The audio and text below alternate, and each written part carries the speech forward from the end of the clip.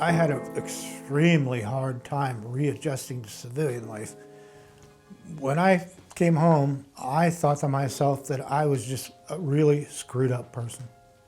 I just felt it was all me. It was a horrible, horrible time in my life. I hated that time period. And that was, that was years, not just a couple days, It's, I'm probably still adjusting from it yet. We didn't know what post-traumatic stress was. We didn't hear, there was no such thing. So I was living with this, thinking that I'm just such a screwed up person. And I thought, look, you went through a war, grow up, stop being a sissy. And one day I was sitting in a doctor's office and I started reading about post-traumatic stress.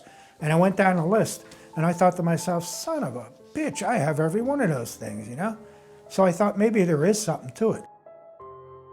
So that was my plan, just to come out here, go to AA meetings and get right. But anyways, Clyde told me his story. We just related on so many levels. The way we were affected when we got out of the Marine Corps, child support, the drinking, the relationships that were lost, the fighting, everything, the troubles in the mind. And I look, and he's telling me his story, and I'm looking at him, and I was like, well, this dude's got some years on me.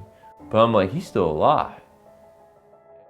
I like the fact that we have mentoring programs now, where I think a lot of veterans would rather talk to another veteran than they would a psychiatrist or a therapist. I could talk about anything to Clyde, anything.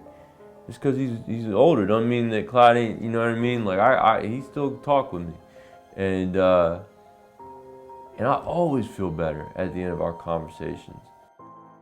When I was mentoring people, I wanted to talk to their families. I wanted their families to understand what this veteran's going through, what my personal experience was with alcohol, with depression, with the thinking about suicide. I honestly think that I had a real bad life. I had a horrible life. And I think now maybe I lived that life so that I can understand other people and help other people through it. For me, the biggest thing that can save somebody's life is hope. Even if it's just a little bit, hope will make a difference, a huge difference in somebody's life.